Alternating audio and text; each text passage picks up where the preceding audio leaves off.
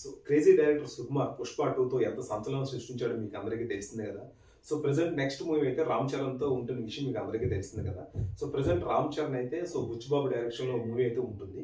So probably అది ఈ రెండుకి కానీ కంప్లీట్ అవ్వచ్చు. అది అయిపోయిన వెంటనే సుకుమార్ రామ్ చరణ్ కాంబోలో మూవీ అయితే రెగ్యులర్ షూటింగ్ అయితే స్టార్ట్ అవుతుంది అనమాట.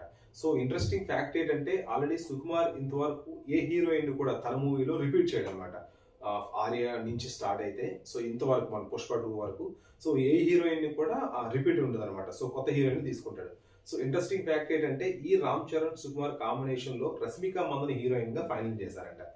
సో అయితే పుష్ప 2లో తన యాక్టింగ్ చూసి నా తెలిసి ఫిదా అయినట్టున్నాడు. సో తను ఏదైతే ప్రెసెంట్ అయితే ఉంటుందో సో ఆ ల్యాండ్ మార్క్ అయితే సో ఆయన బ్రేక్ చేశాడు అనమాట. సో జనరల్ గా ఆయన డిఎస్పి మ్యూజిక్ ఉంటుంది, హీరోయిన్ రిపీట్ చేయడు. సో ఆ థమ్స్ అయితే ఆయన ఫాలో అవుతుంటాడు. ఇక్కడైతే రికార్డ్ అయితే కొంచెం బ్రేక్ చేసినట్టున్నాడు. సో చూద్దాం ఇది ఎంతవరకు వర్కౌట్ అవుతుందో. బట్ ఈ మూవీ అయితే పాన్ ఇండియా మూవీ అనమాట. సో అన్ని లాంగ్వేజ్ లో కూడా వస్తుంది అనమాట. సో చూద్దాం 2026 ఎండింగ్ కానీ 2027 సమ్మర్ కానీ వస్తుందని ప్లాన్ చేస్తున్నారు. చూద్దాం ఎంతవరకు హిట్ అవుతుందో. బట్ రామ్ చరణ్ అయితే పక్కా బ్లాక్ బస్టర్ కావాలన్నమాట. ఎందుకంటే గేమ్ చేంజర్ కొంచెం డిసప్పాయింట్ అయింది కాబట్టి. సో ఈ మూవీతో సో ఆల్రెడీ వీళ్ళిద్దరు కాంబినేషన్ రంగస్థలం ఆల్రెడీ బ్లాక్ బస్టర్ అయింది. సో హోప్ఫుల్లీ సో ఇది కూడా మంచి హిట్ అవ్వాలి. సో పాన్ ఇండియాతో మరింత ముందుకు వెళ్ళాలి రామ్ చరణ్ అని మనస్ఫూర్తిగా కోరుకుంటూ థ్యాంక్ యూ ఫర్ వాచింగ్ అండి.